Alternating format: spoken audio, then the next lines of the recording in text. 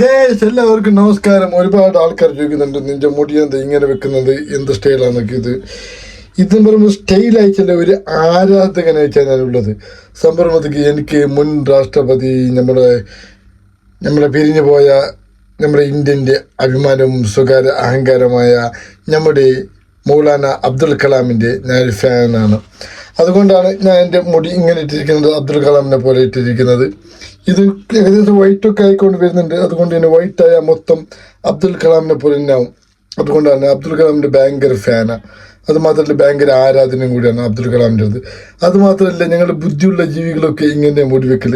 ഇനി ഒരു 10 വർഷം കഴിഞ്ഞാൽ ഇന്ത്യൻ പ്രസിഡന്റ് ഞാനാണ്. അതിലുള്ള എല്ലാ സൂചനയും കാണുന്നുണ്ട്. എൻ്റെ ബുദ്ധിയിലും എൻ്റെ ശക്തിയിലും എൻ്റെ ഓർമ്മയിലും എൻ്റെ മെമ്മോറിയിലും എൻ്റെ മെമ്മറി ടെസ്റ്റിങ്ങിലും പിന്നെ ഓരോരു കണ്ടുപിടുത്തത്തിലും അങ്ങനെ ഒരുപാട് കാര്യങ്ങളിലായിട്ട് ഞാൻ ഇപ്പോൾ എനിക്ക് തോന്നുന്നുണ്ട് എന്തായാലും എനിക്കൊരു ഇന്ത്യൻ പ്രസിഡന്റ് സ്ഥാനം കിട്ടും.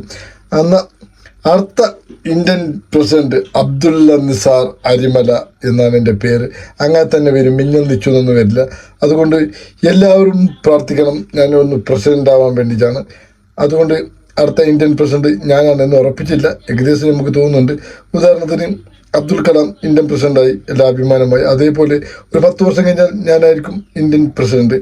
അതുകൊണ്ട് ഞാൻ പ്രസിഡന്റ് ആവാൻ വേണ്ടി ആരൊക്കെ ലൈക്ക് ചെയ്യണം, ഇതിക്ക് സബ്സ്ക്രൈബ് ചെയ്യണം, നമ്മൾ സപ്പോർട്ട് ചെയ്യണം. നന്ദി, നമസ്കാരം.